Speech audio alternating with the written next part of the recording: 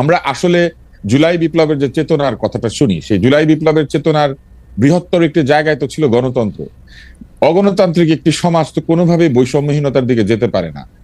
যে সমাজে মানুষ ভোট দেয় না এবং নিজের মানুষকে নির্বাচিত করে তার ভবিষ্যৎ নির্মাণের দায়িত্ব দেয় না, বিশেষ করে দেশের আইন প্রণয়ন যদি করে অনির্বাচিত মানুষেরা, তবে এটা পরিপূর্ণভাবে জুলাই চেতনার বিপরীত। জুলাই চেতনার আরেকটি বড় বিষয় হচ্ছে এক ধরনের বৈষম্যহীন নিয়োগ এবং বৈষম্যহীন ব্যবস্থা কায়েম করা। আমরা দেখেছি ঢালাওভাবে তদবির চলছে। স্বাস্থ্য খাতের কথা আমি বলতে পারি সরাসরি, কেননা এই বিষয়ে আমার কাছে অনেক বেশি ইনফরমেশন আছে। স্বাস্থ্য খাতে বিনিয়োগ এবং নিয়োগ দুই জায়গাতেই বাণিজ্য চলছে। আপনি দেখবেন যে হঠাৎ করে একজন লোক এসে বলেছেন যে 26,000 কোটি টাকা তিনি স্বাস্থ্য খাতে বিনিয়োগ করবেন। আমরা আবিষ্কার করলাম তিনি আসলে যুক্তরাষ্ট্রে মামলা খাওয়া একজন ব্যক্তি।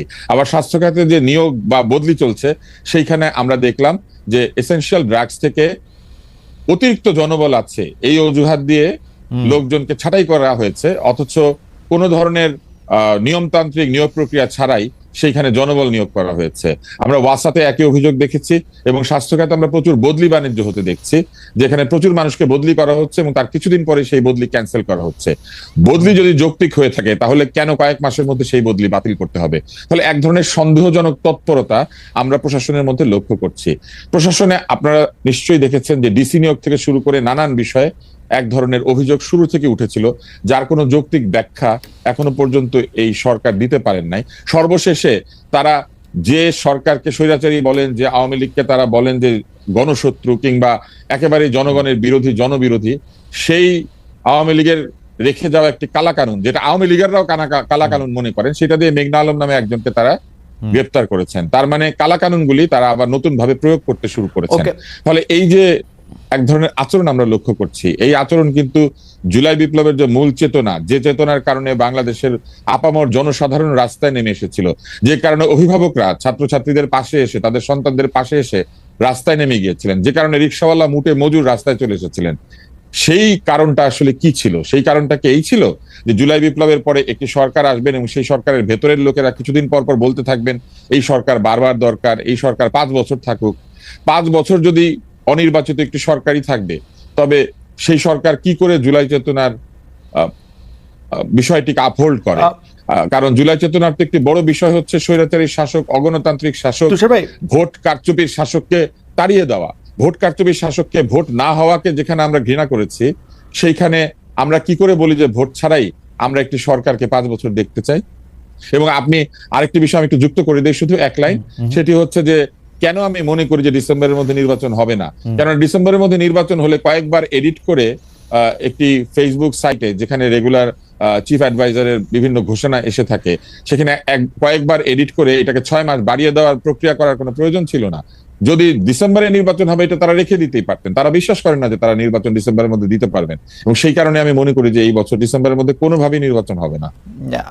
তুষার ভাই, আমার কাছে মনে হয় সেই প্রক্রিয়াগত একটি প্রশ্ন তো রয়েই গেছে, কিন্তু আমার কাছে মনে হয় ডক্টর ইউনূস যেহেতু ইনি দীর্ঘদিন এনজিও করেছেন, তিনি আসলে লিড টাইমটার বাইরে একটা ছায়া লিড টাইম রাখতে চান। কারণ তিনি মনে করেন যে তার কথা তিনি যদি ডিসেম্বরের পরে এটা না দিতে পারেন, এটা যদি জানুয়ারির প্রথম সপ্তাহেও যায়, তাইলেও তিনি কথা না রাখার দায় উনি ডেলিভারেবলসটা এরকমই রাখতে চান, এটা আমার মনে হয়। আরেকটা জিনিস হচ্ছে যে আমি প্রশ্নটা করি, সেই প্রশ্নটা হচ্ছে যে আপনি, আমি, কামাল ভাই যেইভাবে গণতন্ত্র বা নির্বাচন যেটা চাচ্ছি, বিদ্যমান যে ইলেকশন সিস্টেম যেইভাবের মধ্যে থেকে আসলে 1991 সালের পর থেকেই যেভাবে আসলে নির্বাচনটা যেই প্রক্রিয়ায় হয়ে আসতেছে, একটা লেভেল প্লেইং ফিল্ড হয়তো হয়, কিন্তু তুষার ভাই আপনি বা কামাল ভাই তুমুল জনপ্রিয় হওয়া সত্ত্বেও আপনারা আসলে ভোটের জায়গায় গেলে ভোট পাবেন না, কারণ ভোটের ময়দানটা একটু ডিফারেন্ট হয়ে আছে এখন।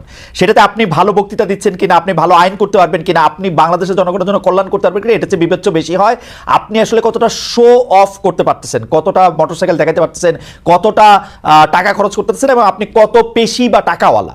এই সিস্টেমটা বজায় থাকলে আপনার ইলেকশনই কি আর না ইলেকশনই কি, এইটা কি আসলে গণতান্ত্রিক হয় কিনা? তুষার ভাই আপনার কাছ থেকে শুনে আমি কামাল ভাইকে একটু শুনতে চাই, আপনি যদি 2 লাইন একটু বলেন। ইলেকশনের যে সিস্টেম, আমি বলতেছি যে লেভেল প্লেইং ফিল্ড, এটা সবার জন্যই লেভেল হয়তো, কিন্তু আমার আপনার যেহেতু টাকা বা পেশি নাই, সেহেতু ইচ্ছা করলেও আমরা আসলে সে জায়গায় যেতে পারবো না, এবং আমরা উই আর এট মার্সি যে বড় দলগুলোর প্রধানরা আমাদেরকে নমিনেশন দিবে কি দিবে না।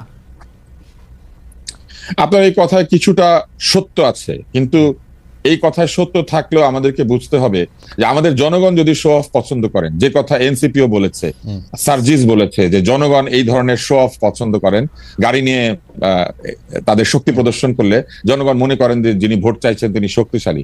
জনগণ যদি এই বিষয়কে গুরুত্বের সাথে দেখেন তাহলে ধরে নিতে হবে আমাদের জনগণ এইরকম শাসকই চান। জনগণ যেরকম শাসক চাইবে সেই রকম শাসকই তারা পাবেন। আমরা এই জন্য নির্বাচনী ব্যবস্থাকে প্রশ্নবিদ্ধ করতে পারি না যে আমাদের জনগণ ঠিক জায়গাতে ভোট দিতে পারে না। যদি এটাই হয়, আমরা মনে করি যে জনগণ ঠিক মতো ভোট দিতে পারে না, তাহলে তো আগের সরকারের কথাবার্তাও ঠিকই থেকে যায়। তারাও তো বলতেন যে উন্নয়ন বেশি দরকার, জনগণ উন্নয়ন বুঝে না, সেই জন্য উন্নয়নের স্বার্থে ক্ষমতা ধরে রাখতে হবে। তাই একইভাবে আপনি বা আমি যদি বলি যে আমাদেরকে লোককে ভোট দেয় না সেই জন্য ভোট বন্ধ করে রাখতে হবে, আমরা দেশ চালিয়ে দেবো, তাহলে এটা কিন্তু একটা যৌক্তিক কথা হয় না। সেক্ষেত্রে আমাদের সংবিধান পরিবর্তন করে এমন একটা অবস্থা করতে হবে যে জনগণের ভোট দিয়ে আসলে নির্বাচন হবে না, অন্য কোনো পদ্ধতিতে নির্বাচন হবে। সেই পদ্ধতি কি, সেটা তো পৃথিবীতে কোনো গণতান্ত্রিক ব্যবস্থা এখনো পর্যন্ত আবিষ্কার করতে পারে নাই। ফলে আমেরিকার মতো দেশেও, যে দেশে আপনি থাকেন, সেখানে এব্রাহাম লিঙ্কনের মতো লোক নির্বাচিত হয়েছে, আবার ডোনাল্ড ট্রাম্পের মতো লোক নির্বাচিত হয়। জনগণ যদি এই শাসককে বেছে নেয় তাহলে লিঙ্কনের দেশে ট্রাম্প ক্ষমতায় আসতে পারে, ক্লিন্টনের দেশে ট্রাম্প ক্ষমতায় আসতে পারে এবং এসে অদ্ভুত কাজ করতে পারে।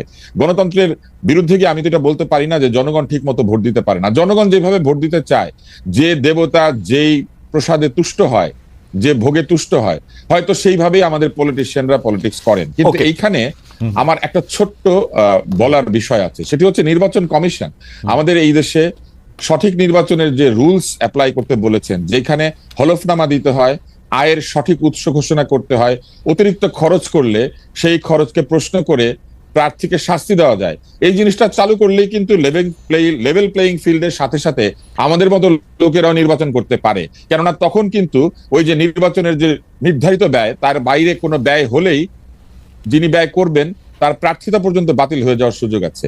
নির্বাচন কমিশন এবং সরকার লেভেল প্লেইং ফিল্ড তৈরি করেন এক অদ্ভুত ভাবে। তারা বড় দলগুলিকে লেভেল প্লেইং ফিল্ডে এনে লেভেল খরচ করার একটা সুযোগ তৈরি করে দেয়। রাইট। কিন্তু যদি সত্যি সত্যি এখন যদি কমিশন যে নিয়ম আছে সেই নিয়মের মধ্যে প্রকৃত অর্থেই এই নিয়মকে প্রযুক্ত করে, তাহলে কিন্তু বেশি খরচ করার কোনো সুযোগ নাই। সাদা কালো পোস্টার ছাড়া অন্য কোনো পোস্টার ছাপানোর সুযোগ নাই, গেট বানানোর কোনো সুযোগ নাই, এমনকি মাইক এবং জনসভায় অতিরিক্ত খরচ করারও কোনো সুযোগ নাই। ওকে, আমি একটু কামাল ভাইয়ের কাছে জানতে চাইবো যে কামাল ভাই, আপনি এই প্রসঙ্গে আপনি কি বলবেন? আমাদের ইলেকশনের সিস্টেম যেটা লেভেল প্লেইং ফিল্ডের ক্ষেত্রে তুষার ভাই সঠিক কথাই বলছেন, একই লেভেলে নিয়ে আসে যাতে তারা দুইজন একই রকম টাকা খরচ করার সুযোগ পায়। কিন্তু আমার প্রশ্ন হচ্ছে যে এখন নির্বাচনী ব্যয় যদি একজন সদস্যের ক্ষেত্রে সর্বোচ্চ 25 লাখ টাকা করার কথাও বলা হয়ে থাকে, কিন্তু তারা 25 কোটি টাকা খরচ করলে তারা কিভাবে এটা ধরবে? ভোটারদেরকে নগদ টাকা দিলে বা ভোটারদেরকে নগদ টাকা দিয়ে প্রভাবিত করার মতো অবস্থা সৃষ্টি করলে সেটা কি করা হবে? সেটা নির্বাচন কমিশন এরকম কোনো মেশিনারি নাই। এবং আমরা যেটা দেখছি যে